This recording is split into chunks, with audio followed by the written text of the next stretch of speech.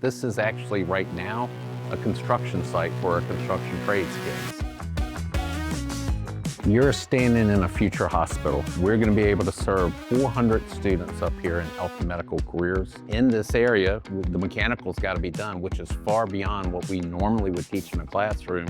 So EMC has stepped up and working with us, helping our kids learn, and hopefully at the end of the day, hire some of these students.